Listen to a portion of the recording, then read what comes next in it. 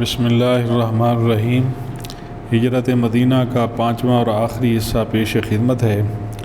مدینہ منورہ سے 3 میل کے فاصلے پر جہاں آج مسجد قباء بنی ہوئی ہے، 12 ربیع الاول کو حضور صلی اللہ علیہ وآلہ وسلم رونق افروز ہوئے اور قبیلہ عمرو بن عوف کے خاندان میں حضرت کلثوم بن حدم رضی اللہ تعالیٰ عنہ کے مکان میں حضور تشریف فرما ہوئے۔ اہل خاندان نے اس فخر اور شرف پر دونوں عالم کے میزبان اور ان کے مہمان بننے پر اللہ کا شکر ادا کیا اور اللہ اکبر کا پرجوش نعرہ مارا۔ چاروں طرف سے انصار جوش مسرت میں آتے اور بارگاہ نبوت اور رسالت میں صلاۃ و سلام کا نذرانہ پیش کرتے۔ اکثر صحابہ حضور صلی اللہ علیہ وآلہ وسلم سے پہلے ہجرت کر کے مدینہ منورہ آ گئے تھے اور وہ لوگ اسی مکان میں ٹھہرے ہوئے تھے۔ حضرت علی کرم اللہ وجہ الکریم بھی حکم نبی کے مطابق قریش کی امانتیں واپس لوٹا کر تیسرے دن مکہ سے چل پڑے اور وہ بھی مدینہ میں آ گئے اور حضور صلی اللہ علیہ وسلم کے ساتھ اسی مکان میں قیام کیا۔ مسجد قباء سب سے پہلے وہ تعمیر کی گئی اور نبی کریم صلی اللہ علیہ وسلم نے اس کی زمین کے لیے حضرت کلثوم بن حدم رضی اللہ تعالیٰ عنہ کو حکم دیا، تو جہاں پر خاندان عمرو بن عوف کی کھجوریں سکھائی جاتی تھی، اسی جگہ پر آپ نے اپنے مقدس ہاتھوں سے مسجد کی بنیاد ڈالی۔ یہی وہ مسجد ہے جو آج بھی مسجد قباء کے نام سے مشہور اور معروف ہے، جس کی شان میں قرآن کی آیت نازل ہوئی۔ یقیناً وہ مسجد جس کی بنیاد پہلے ہی دن سے پرہیزگاری پر رکھی ہوئی ہے، وہ اس بات کی زیادہ حقدار ہے کہ آپ اس میں کھڑے ہوں، اور اس مسجد میں ایسے لوگ ہیں جن کو پاکیزگی بہت پسند ہے اور اللہ پاک پاکیزہ لوگوں سے محبت کرتا ہے۔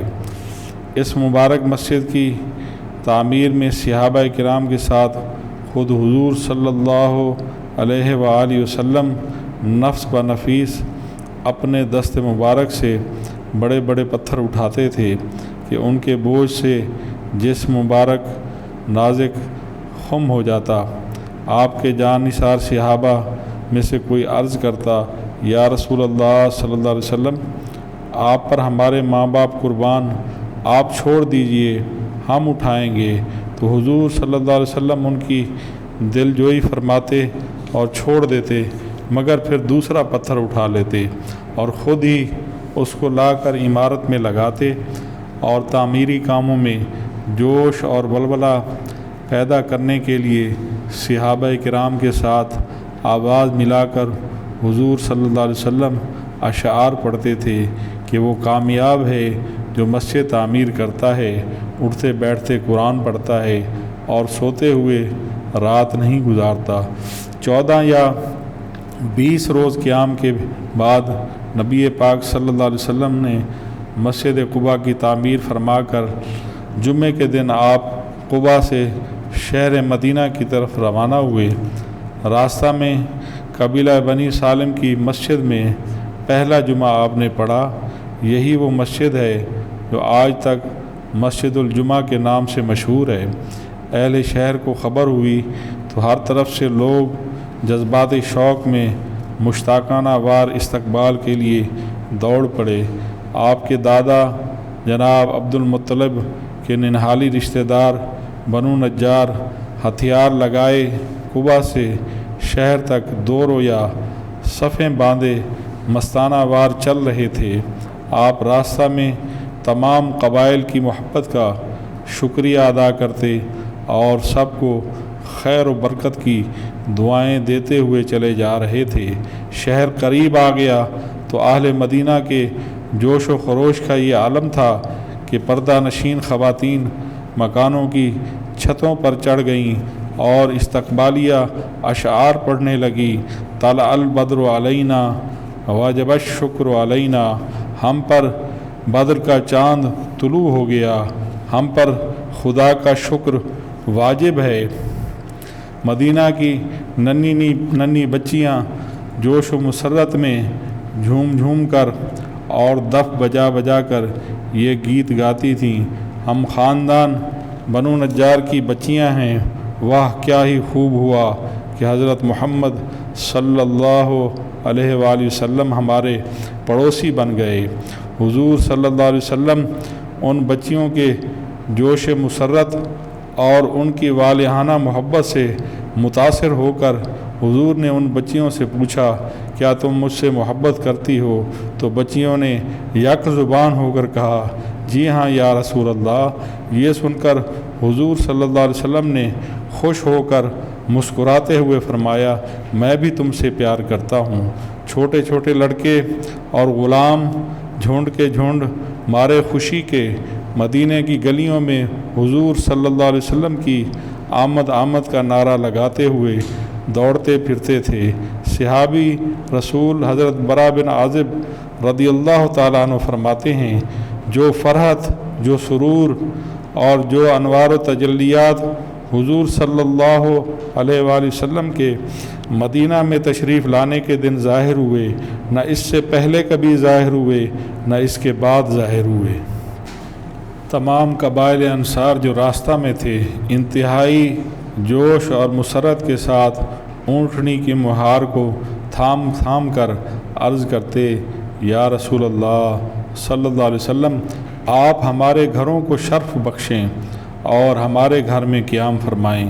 تو نبی پاک صلی اللہ علیہ وآلہ وسلم نے سب سے یہی فرمایا کہ میری اونٹنی کی مہار چھوڑ دو، جس جگہ خدا کو منظور ہوگا اس جگہ میری اونٹنی بیٹھ جائے گی۔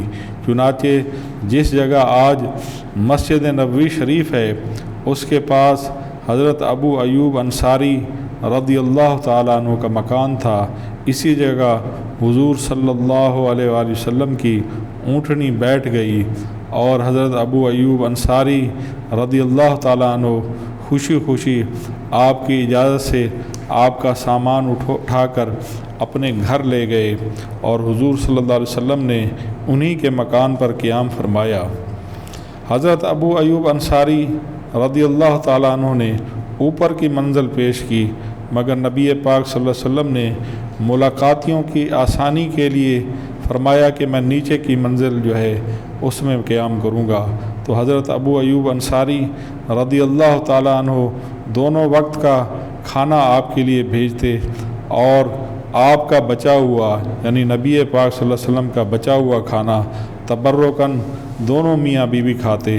کھانے میں جہاں حضور صلی اللہ علیہ وسلم کی انگلیوں کا نشان پڑا ہوتا، حصول برکت کے لیے حضرت ابو ایوب انصاری رضی اللہ تعالیٰ عنہ اور ان کی زوجہ اسی جگہ سے لقمہ اٹھاتے اور اپنے ہر قول و فعل سے بے پناہ ادب، احترام، محبت اور عقیدت اور جانثاری کا مظاہرہ کرتے۔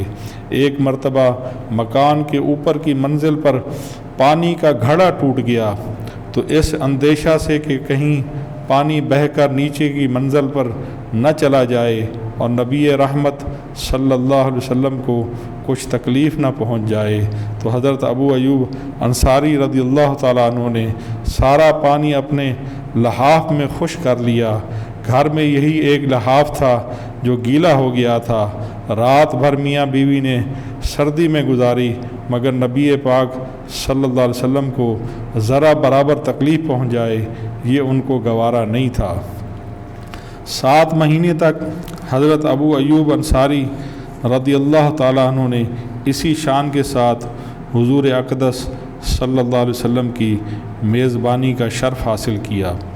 جب مسجد نبوی اور اس کے آس پاس کے حجرے تیار ہو گئے تو حضور صلی اللہ علیہ وسلم اپنی ازواج کے ساتھ ان حجرات میں قیام پذیر ہو گئے۔ ہجرت کا پہلا سال قسم قسم کے واقعات سے بھرا ہوا ہے۔ ان میں سے چند ایک بڑے واقعات جن میں حضرت عبداللہ بن سلام رضی اللہ تعالیٰ عنہ کا اسلام لانا اور مسجد نبوی کی تعمیر شامل ہے، یہ اہم ترین واقعات میں سے ہیں۔ حضرت عبداللہ بن سلام رضی اللہ تعالیٰ عنہ مدینہ میں یہودیوں کے سب سے بڑے عالم تھے۔ خود ان کا اپنا بیان ہے کہ جب حضور صلی اللہ علیہ وآلہ وسلم مکہ سے مدینہ ہجرت فرما کر تشریف فرما ہوئے اور لوگ جوق در جوق ان کی زیارت کے لیے ان کی طرف آنے لگے تو میں بھی اس وقت حضور کی خدمت میں حاضر ہوا۔ جو ہی میری نظر جمال نبوت پر پڑی تو پہلی ہی نظر میں میرے دل نے یہ فیصلہ کر دیا کہ نعوذ باللہ من ذالک، یہ چہرہ کسی جھوٹے آدمی کا نہیں ہو سکتا۔ اور نبی پاک صلی اللہ علیہ وسلم اپنے واعظ میں درس میں یہ ارشاد فرما رہے تھے، اے لوگو، اسلام کا چرچا کرو اور کھانا کھلاؤ اور رشتہ داروں کے ساتھ صلہ رحمی کرو، اور راتوں کو جب لوگ سو رہے ہوں تو تم نماز پڑھو۔ حضرت عبداللہ بن سلام فرماتے ہیں، میں نے حضور صلی اللہ علیہ وسلم کو ایک نظر دیکھا اور آپ کی یہ 4 بول میرے کان میں پڑے تو میں اس قدر متاثر ہو گیا کہ میرے دل کی دنیا ہی بدل گئی اور میں مشرف باسلام ہو گیا۔ حضرت عبداللہ بن سلام رضی اللہ تعالیٰ عنہ کا دامن اسلام میں آ جانا یہ اتنا اہم واقعہ تھا کہ مدینہ کے یہودیوں میں کھلبلی مچ گئی۔ مدینہ میں کوئی ایسی جگہ نہیں تھی جہاں مسلمان باجماعت نماز پڑھ سکیں، اس لیے مسجد کی تعمیر نہایت ضروری تھی۔ حضور صلی اللہ علیہ وآلہ وسلم کی قیام گاہ کے قریب ہی بنو نجار کا ایک باغ تھا۔ آپ نے مسجد تعمیر کرنے کے لیے اس باغ کو قیمت دے کر خریدنا چاہا۔ ان لوگوں نے یہ کہہ کر، یا رسول اللہ صلی اللہ علیہ وسلم، ہم خدا ہی سے اس کی اجر اور قیمت کا اور اس کا ثواب لیں گے، مفت میں زمین مسجد کے لیے تعمیر کے لیے پیش کر دی۔ لیکن چونکہ یہ زمین اصل میں 2 یتیموں کی تھی تو آپ صلی اللہ علیہ وسلم نے دونوں یتیم بچوں کو بلایا اور ان یتیم بچوں نے بھی زمین مسجد کے لیے دینا چاہی، مگر حضور صلی اللہ علیہ وسلم نے اس کو پسند نہیں فرمایا اور حضرت سیدنا صدیق اکبر نے اس کی قیمت جو ہے وہ ادا کر دی۔ اس زمین میں چند درخت، کچھ کھنڈرات، کچھ مشرکوں کی قبریں تھیں۔ آپ نے درختوں کے کانٹے اور مشرکین کی قبروں کو کھود کر پھینکنے کا حکم دیا۔ پھر زمین کو ہموار کر کے خود نبی پاک صلی اللہ علیہ وسلم نے اپنے دست مبارک سے مسجد کی بنیاد ڈالی۔ کچی اینٹوں کی دیوار اور کھجور کے ستونوں پر کھجور کی پتیوں سے چھت بنائی جو بارش میں ٹپکتی تھی۔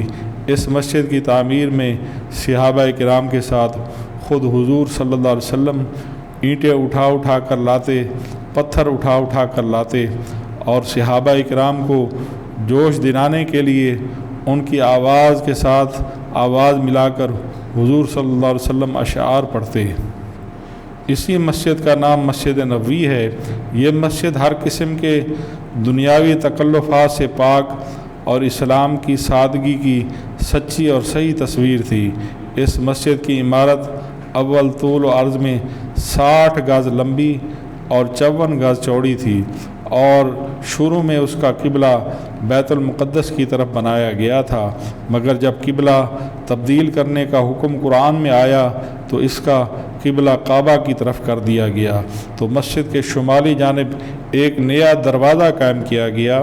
اس کے بعد مختلف زمانوں میں مسجد نبوی کی تجدید، تعمیر اور توسیع ہوتی رہی۔